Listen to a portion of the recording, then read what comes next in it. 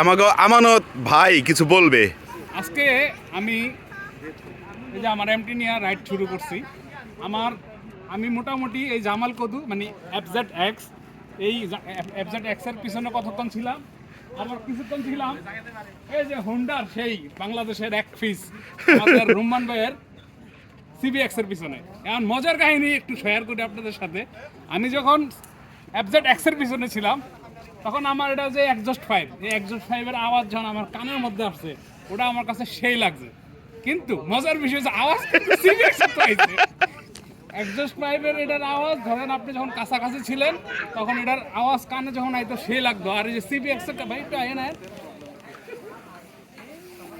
CBX এরও কিন্তু বিশাল বড় একটা এক্সজস্ট আছে, কিন্তু আওয়াজ কিন্তু এক্সজস্ট তাই না, আওয়াজ সেন দিকে।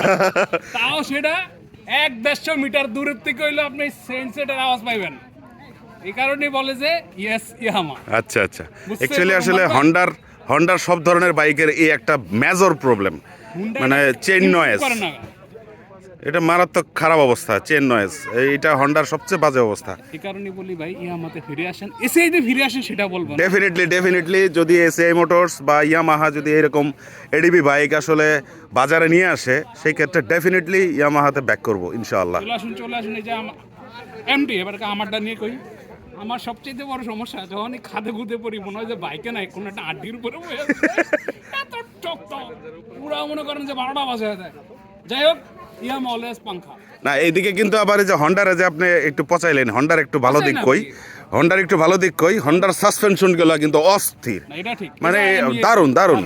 এই দিক থেকে হন্ডা অনেক আগে আছে। চালাইছেন আমি মনে করি যা কেমনে এ দু ব্যথা হয় না, আমি আস্তে স্লো ব্রেক করে লাইতে হয়। তো যাই হোক, আমরা আসলে এগুলা সব ভিডিও করতেছি। কারো যদি খারাপ লাগে তাও কমেন্ট করেন, ভালো লাগলে তাও কমেন্ট করেন। আমরা চিল মোডে আছি, ফলো দিলে ফলো ব্যাক, একদম ইমানদারি।